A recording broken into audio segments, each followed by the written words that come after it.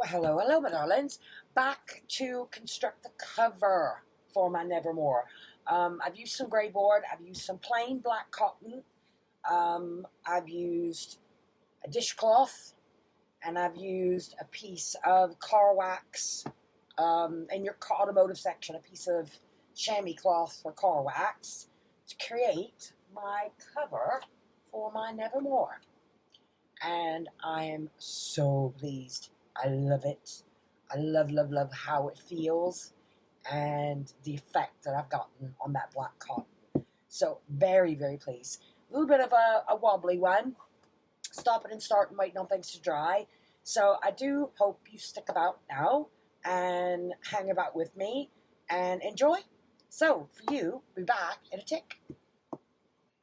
Right, my darlings, I have been up to such grungy fun that time has got away from me. So I better turn on the camera now before I do anything else and sort of explain where I'm at now. So the signatures are bulking up. There's still clips in there at the moment. So that's accounting for some of the bulk. And those wax seals I'm going to have to address that are on these because they're creating a little bit too much bulk at the moment. So I'll come back to those after. So what I've done is I've created a cover from Greyboard, and it's just, Greyboard is just that harder cardboard. If you can't get Greyboard, glue cereal boxes together to make it that thick. Or backs of notebooks and things like that tend to have this piece of thicker Greyboard on it. So I've got a front cover, a back cover, an outer spine, and an inner spine, which has been cut from the back of a notebook back. So that'll be my inner spine that I'll bind the signatures into. So that goes on. That will have a piece of fabric over it to create the binding on the inside. For the inside covers, I've got this piece from the kit, which, let's pop these out of the way. That piece from the kit, gorgeous as it is, but on camera, yes, gorgeous as it is, this is what it looks like when it's been tea stained. So that needs tea staining. Oh, that's upside down. That way. That needs tea staining to match this one. Those are going to go on the inside. I may add a pocket to them before they get attached. So that needs doing. And on undecided on the fabric there, fabric on the outside, I've got this new piece of like black cotton. And I thought, right, what can I do with it? Because on the front cover, I have come up with a sort of Nevermore sort of image there and grunged up a cheap balsa frame to go on it. I do want to try to attach that in some way on the cover. Still working on it. But this is too plain for me. So I took a piece of this and tried with my sprays. Made no difference at all. Not noticeable anyway. So what I did with my test piece of this is I put on some plastic gloves and I sort of went to town with some of my waxes, and I've ended up with this kind of effect. It's a bit wrinkly now. So that black cotton now has got a bit of 3 different waxes embedded in it. And I just, what did I use? Hold on. They're here. I used, with plastic gloves, chocolate bronze, copper, and red bronze. So I used a combination of those 3, rubbed it on the gloves, and then rubbed it and scrunched it into the fabric. So once I get that piece cut to size to cover the whole of the front and back and spine, I will go to town distressing that and figure out how I'm going to iron it so that it's I don't know what ironing is going to do with all of that wax embedded in there, but we shall see. I'm going to play. Get a bit messy and play. Now, for the outer spine, to cover the outer part of the book, just from, say, there, over the outer spine to there, I have a piece of this stuff. Now, I remember in the States they were called chamois cloths, but I think the French name is chamois cloth, and it's just a leather cloth for buffing in your car wax on a car. So it's very, very soft leather. I found these pieces in a discount store, and they're just like scrap ends that have been stitched together in a sort of Frankenstein manner. Again, not expensive. I paid a couple of pounds for 2 pieces. So, I got a bit messy. So that now is looking like this. So again, with the same way I've done before for this Nevermore project, I've gone in with tea, I've gone in with some coffee granules, and all sorts of different watercolor sprays, distress sprays, and all sorts, and dried it. And I am loving how this looks out. From that to that. And imagine that then wrapped over the outside of the spine, or used in other sort of embellishment ways inside. I don't know. As I said, I'm making this up as I go along. So that's about where I'm at. That will go away for a future project, because I think I got enough on that piece for the Nevermore. And so that's sort of wrapped around the spine, and black on the background, some sort of, I'm undecided on this one, but we'll see where it goes. Something like that, a closure. So, right, I need to go away and get a bit messy and finish off some of these pieces and ponder how this is going to come to life. So, back with you, my darlings, in a tick. Right, my darlings, I'm still in the process of prepping for doing this cover. So that's been tea stained now. I took a piece of that scrap and sewed it on as a pocket on for the inside front and the inside back cover. I've taken a larger piece of that black cotton and went to town with the wax. I was a little bit heavy-handed, but I quite like the way that it's turned out, especially contrasted against that sort of leather. And I think I forgot to mention this earlier on. This is in your car section in your pound stores. So don't forget to check the automotive sort of section for stuff like this. It's got a wonky piece there where the dye didn't get to it, but that's fine. It looks like it's a scar. So that's the scrap offcut piece.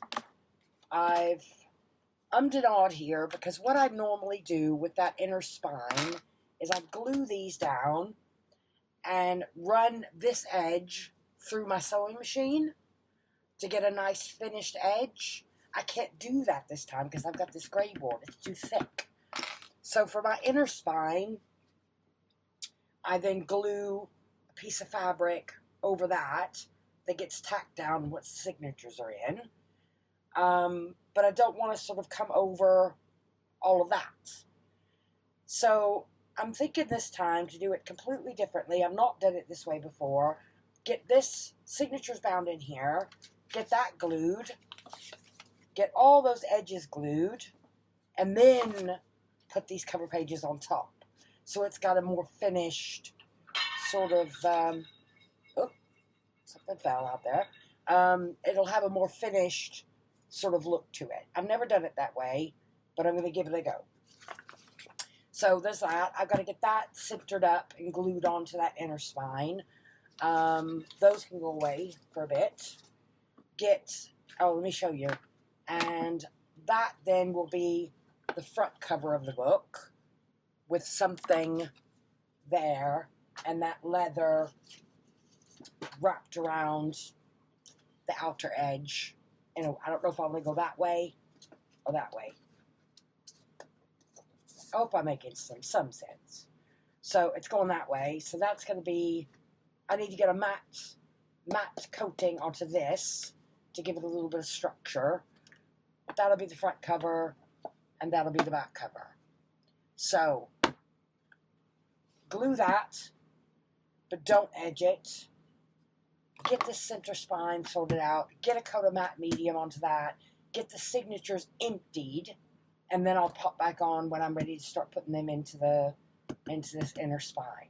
So, back in tick, my darlings. Right, darlings, I've been sitting here just pottering away. Happy days. Completely forgot about the camera. So I've put a coat of, I picked this up in the range of matte varnish. So I've put one coat on there. It's not completely dry yet. It needs a bit, and I'm going to put a couple of coats on there. But it is stiffening it up a little bit. It went really, really dark, but as it's drying, I think, yeah, I'm going to give it another coat. I've had this, try it again, Faith. I've had the fabric glued onto the cover, the Greyboard, and I've used liquid Uhu for that. Easily sourced in, like, Home Bargains in the UK. Not expensive. It's a German product. But again, my darlings, very stinky glue. Wear a mask, open the windows, get a fan going, but please wear a mask. Very stinky. Protect yourself. So that can go away. I then glued the inner spine to that piece and poked the holes using my template. I made myself a template. So poke those holes, emptied the signatures, so they are now quite skinny, and clipped them. So I've used the template now to get the holes into there. And as you can see, I'm not doing a 3-hole for this one. I want to do a 5-hole stitch. So I'm not sure if I've ever done a 5-hole stitch on camera. So let me show you the first one going in, and it'll make sense. Because it's the exact same thing as a 3-hole. You're just putting an extra loopy into it. If that makes, yeah. If any of you have done it before. It's nice to do a 5-hole, especially if you've got a sort of a taller journal. So you go in the center, same as a 3-hole. Keep this straight in my head, because it's been a while since I've done one. Through the center on your spine. Now, I kind of like to do this upside down, but I'll give it a go. So you then go through the next one. Come on. There we go. Through your next hole.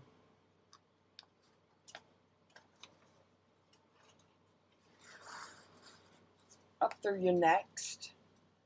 I can find it. Yep. Through the spine.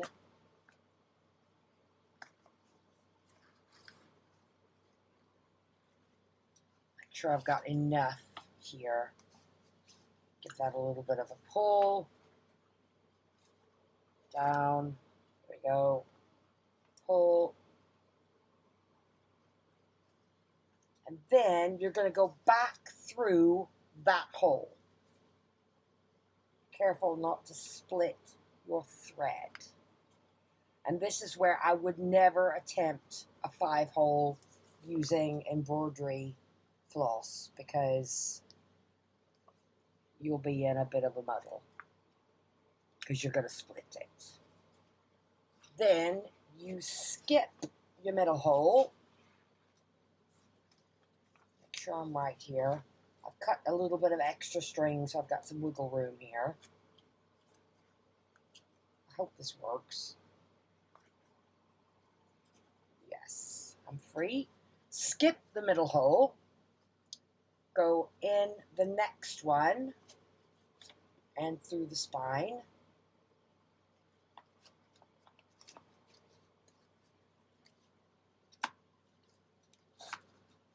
through the top, through the top here. One. Go. And this is where I'm starting to run out of string. I need to start tightening it up.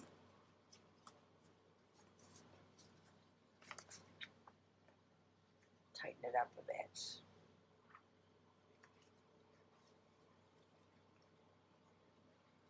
There we go. Pull that. Give that a pull. Give that bit a pull. And if you're just starting out, honestly, do it with an enormous piece of string. So you've got lots and lots of wiggle room.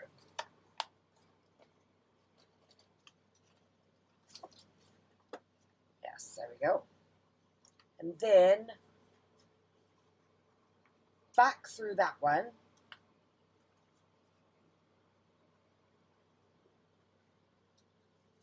So you're sort of making two joined up eights, number eights really. I do have a little bit of a screenshot somewhere on my computer. I'll see if I can find it, and if I can find it, I'll flash it up for you and it shows. Back through the middle. Careful not to split your thread. And then back through the center there. And then what's going to happen is the same as a 3-hole stitch. Once you get back to the center, you're going to have that center bit. Is that split? Oh, yes, it has. Let's see if I can get away with it. Keep that middle bit in the middle and tighten it all up. Yes, I've split it there. Me fussing on camera. I might get away with it. That's pulled taut. That's pulled taut. The split is there. So I need to come at it from the other side. See if I can save it. There we go. Bring that back in, and one of these is going to give. There we go. Hey, saved. But again, the 5-hole just takes practice. So I've got, that's nice and taut. I'm completely pulled to the edge there. And that's to the edge there. So check the tautness all the way around. Make sure that center one is in the middle, and then knot it. And that is the 5-hole, or my bumbling through a 5-hole stitch. And yeah, I'll see if I can find that diagram of the 5-hole. If not, I might do one on a piece of printer paper and pop it up on screen here. So there, tie that up in a bow, leave it for a bit, trim the extras off. These now will get clipped together out of my way, and I will then go and do the next 2 signatures on, and I won't suffer you through watching me do that. So I hope that made sense. So I'm going to get the next 2 on, get another coat of varnish on that, and see where I go from there. So, back in a moment, my darlings. Right, my darlings, I could not find that graphic to save my life, and it's saved somewhere, who knows where. So I've sketched it out basically on a piece of paper. I'll zoom this bit in so that you can see it and perhaps take a screenshot. Pencil is here. So there's your book. And same principle as a 3-hole. Start from the direction that you want to end. So if you want your tie on the center of the book, like I've done, you're going to start in the center, coming from this side. If you want your knot to be on the outside, you're basically going to do it in reverse. So same as the 3-hole, because the 3-hole, you go in, over, skip the middle, out, and then back through the center. 5-hole, you go out the middle, into the next one, make a loopy through the top, go back in, skip the middle, into the next one, loop up around that extra one, and then come back through and down through the center to tie. So it is that simple. In practice, it takes practice, because, or at least it did for me anyway. So I'll leave that there a second and zoom in, so if anybody does want a screenshot if they've never done it before. So I'll be back now in a tick. Right, and the next stage. I've got my cover. That's nice and dry. I stitched in those other two signatures to have my 5-hole stitch. A little bit of DIY repair I had to do on a bit, but I think I'm in nice and stable. And all I've done is clipped them together so they don't move. So they are all in. Oops. What have I done? Oh, sorry, clip there. All in and all stable. And I've taken this fabric then and clipped it up out of the way, ready for gluing. So just stuck a couple of those on there to keep it up out of my way. Give that an extra bit of a clamp on the top. That will give me a pressure point to push down onto that surface. So open this up. That then needs to get glued onto that outer spine. So the inner spine gets glued to the outer spine. This broke my brain when I first started looking at this type of construction, because it didn't make sense to me. And what blew my mind is that by actually using 2 spines, your book will lay open flatter, which still boggles my mind a bit. I'm going to try the 3-in-1 for this because it dries quickly. But I have a love-hate relationship with this glue. It is the best glue ever, but the bottle is rubbish. So I've got a baby wipe ready. Let's see if this will cooperate with me. The nib on the top of this bottle is, I've just had so many failures with it. And it does not, I can't get it to decant into other bottles nicely at all. It goes super thick and gummy on me in different bottles. But I'm just trying to be really ginger with, and not be too harsh with the nozzle on. Is it going to work? Oh, come on. Oh, here it comes. But it's getting some pressure on the bottle. But honestly, Call All is like the equivalent to this in the UK. But Call All isn't as good as the Beacon, I find. It's okay. Come on. Don't give up on me now. Pressure in my hands.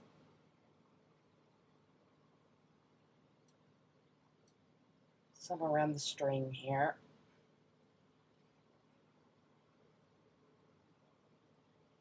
The amount of pressure I have to put on the bottle is crazy. Hurting my wrist. Get this on here. Come on. Nearly there. Nearly there. I think this is starting to gum up now. I don't know if it's climate that's affecting it or what.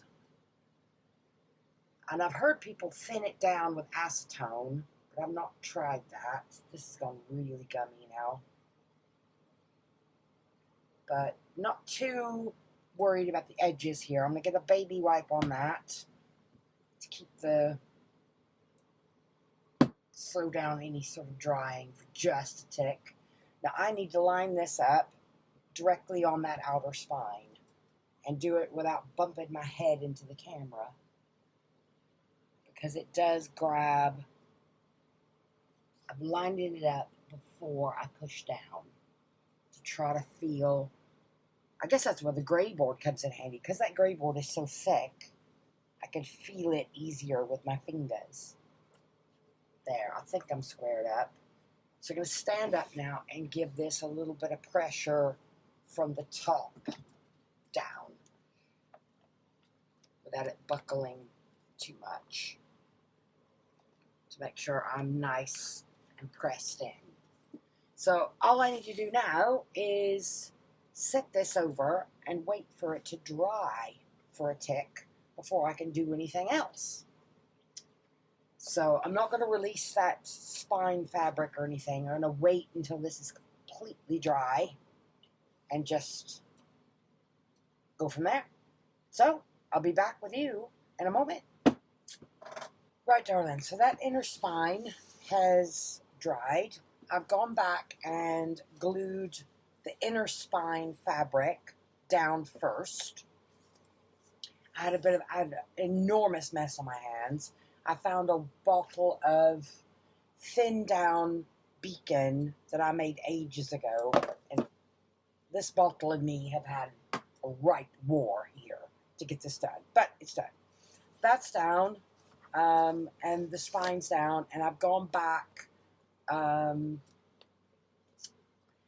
glued those flappy bits from the outer cover down, going around. So I want to get those two pieces down. Stay put. Those two pieces down. So we've prepped those already. Do I have it that one? No, I have it on that side. And I'm just using art for this because art is going to bond to that Greyboard lickety split. But I want a sort of heavy art border going around the edges to adhere to the fabric. And so, yeah, that's the plan. And I've gotten a third coat of matte varnish on that Nevermore piece and go from there. So, and trim, I'm going to have to trim that leather, that piece of chamois cloth down. So I don't know if I want to cut it and then go back and stitch the edges, cut it to size to the spine, and then stitch. So I've done that nice thick border, and then I'm just going to go and some loopy loops all over the middle. Having the sew in there will give some extra grab. Come on, art. And yes, happy with that. So get this on and see if I can get it lined up on camera, because I want it right to that outer edge. And you now have a better view than I do from my angle. So get that outer one down and then go back towards the middle. Hey, not bad. I'm right up to the edge of the spine.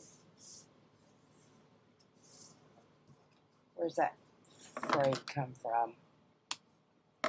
I don't mind if it frays, because as this frays on the edges here and here, it'll add character to the book. And the fray will either keep going and it'll eventually stop when it gets to where the stitching is.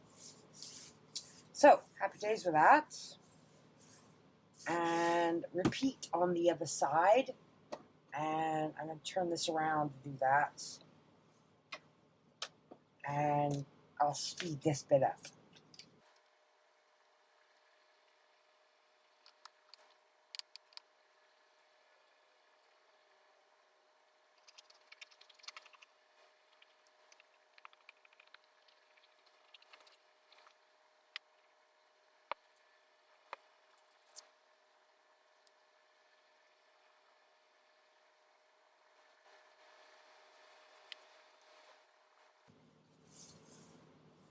Oh, no.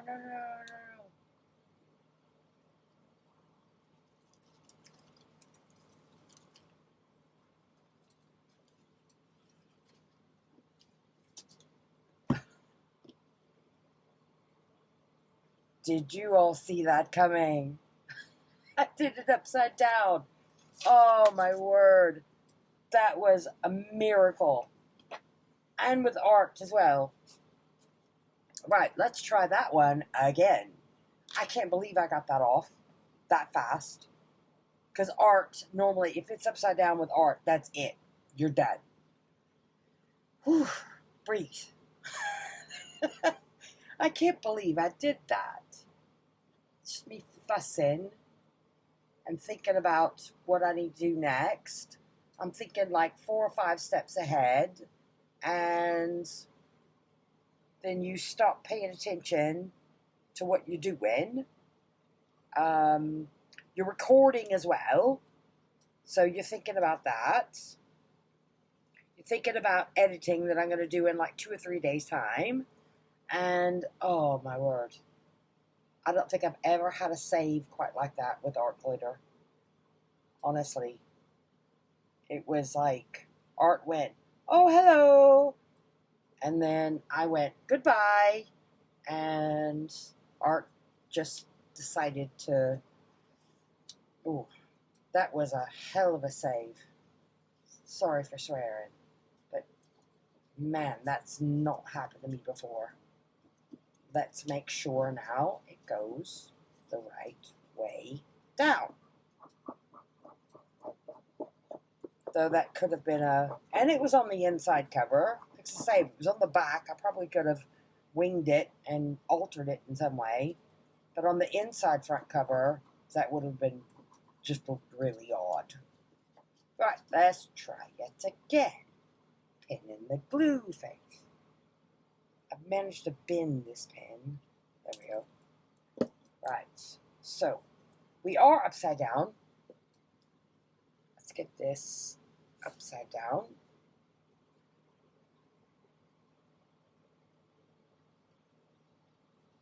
Right up to the corners. And, oh, it really wants to grab now. Feel it. As long as it's not hanging out of the book, I suppose. There we go. Right up to the edges. Get those edges down onto the fabric. And lovely. Oh, man, that's not happened to me before. There we go. Well, it's happened. I've glued many things upside down, but I've never been able to save it that fast with art. There we go. Happy days. So, that is about where I'm going to stop for tonight. So, I'm going to leave these pinned to give all that adhesive that's happened underneath there time to cure overnight, and then come back and look at the corners, the outer spine, and the book plate to go on there, and a closure which I am still umming and ahhing about. So, for you, it'll only be a tick. Right, now, this is set up and dried overnight, and quite pleased with how the inside of this cover has come out with the paper on top. It looks much more finished like that than how I've done it before. I still got flap everywhere. So plenty of room in here for this to grow. And now, moment of truth, I have got to cut this. I've sat here and oomed and awed about what direction I want it to go. Do I want the triangles, the rectangles to go that way or that way? But I think I've decided on this way. So, moment of truth, cut it. And I have ummed and awed because I'm only going to get one cut out of this piece. I know I've got another piece, but I'm going to go up just on the other side of that stitch line there. And I can trim some bits off the top and the bottom then.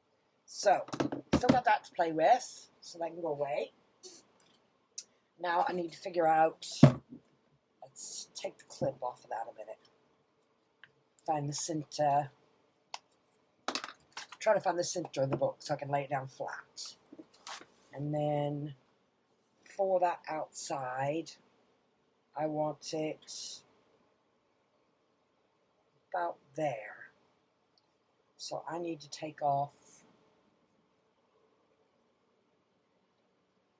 just a bit on the bottom. I can always trim it. I'm just going to do it roughly here. And there. Well, I better trim it around so I can get a better angle on it. And then I'm going to take this over to my sewing machine and give it some extra black stitching. So I've got those two little lovely scraps there to play with. And then, of course, I'll have my plate there. I'll come back to that. So this is going through the sewing machine. So, be right back. Right, my darlings, me and the sewing machine did have a few moments going through that, but I managed to get some sort of black stitching on there. So I'm going to use Call-All for this because I think it'll give me a little bit more wiggle room with my top. That's the front. So I want to get that lined up in the center. And my two vertical stitch lines there, I want to be in the center of the spine. There we go. Yep. And just go for it, I think. Do one side. Where's my weight going? There it is. Put my weight on there a minute. And get just that one side down. Call-All is like the British version of Fabri-Tac or Beacon. And it's, but it doesn't grab as quickly. So it's going to give me a little bit of wiggly room. And it's not very stinky either. It's not. So if I can get the bulk of it down, I can go back and touch the edges up with art. Let's get that bit down. But when I'm going to open this up standing when I let it dry. So give that a second. Because I can trim the top and the bottom. Go. And I might put a little bit of wax on the leather. I don't know. Now put the weight on that side and get this side covered. Pull it back as much as I can. There we go. And here we go. It's always nerve-wracking doing covers because it's like there's no going back at this point. So if I make any major mistakes at this point, it's a matter of can I fix it? You know, whereas when you're doing your signatures and stuff, you can always move things around. And at this point, it's like, well, no, it's happening. It's all coming together now. Smooth that down. I find it far easier to use my finger than tools for this bit. Right, and here we go.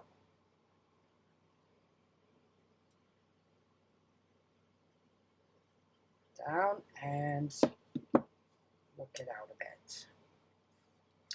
So, my darlings, this will be another pause in this process because this needs to thoroughly grab where I want it to before I do anything else to it, for sure. So it's nice and smooth now. And what I'm going to do is sort of stand it up that way somewhere to dry. Because if I let it dry flat, it's going to pull when I go to close the book. So I'm going to go prop this up somewhere with something on either side of it and leave it. And I'll address those edges. I think the edges have actually grabbed on the sides, but I'll address the top and bottom edges now once it's had a chance to dry. So, back after that, my darlings. Right, and we're not 100% cured on here, but we are set in place. So, as before I set this up upright to dry, I managed to get those edges worked in. I was quite pleased about that. So that edge, not little bit of a touch up under there with some art. I'll do that after. So there's the front cover. Oh, it's upside down. That was the back cover. Front cover. So let's have a look here. There's a couple of little places there where I can go in and squeeze a little bit of art under there. But no, quite pleased with that. A few little stringies that need to be trimmed. All that can be done after.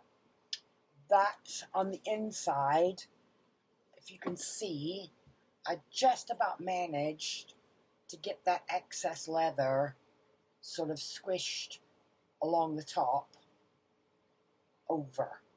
I'll trim some of those hairy strings off after. And on the bottom, I managed to get it to go wrap around just a little bit. And I think that looks better and perhaps a bit more authentic to Poe's time than me trimming it off straight. So no, pleased, really pleased with how that cover has come out. So there's the back, the spine, and that front.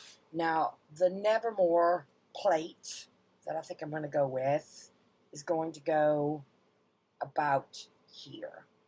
That's a little bit of a happy accident that that's taken on that shape, but I'm still quite pleased. Now, to back that, to get that kind of effect, this, if you're in Britain, you're going to know exactly what I'm talking about. It's from these, like blue, white dishcloths that you can get in the pound stores. These are dirt cheap.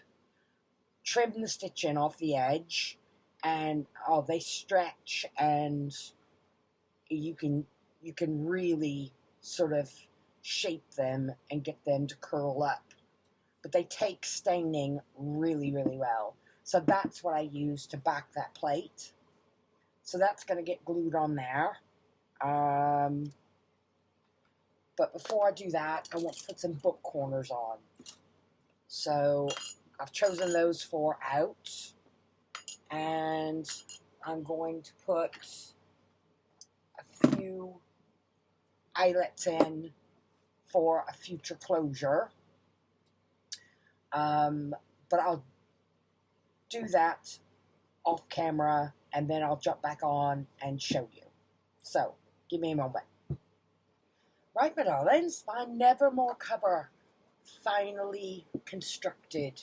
I am so pleased with how this has come out. I was really skeptical, but I'm really, really chuffed. And that leather spine is so textural. I'm really, really pleased. So I've snipped the hairy threads that were poking out and got rid of most of the fluff.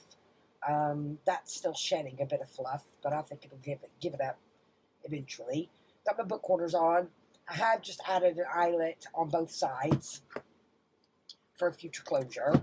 So, and I've put everything now back into the pockets that I had in there, except for those wax seals.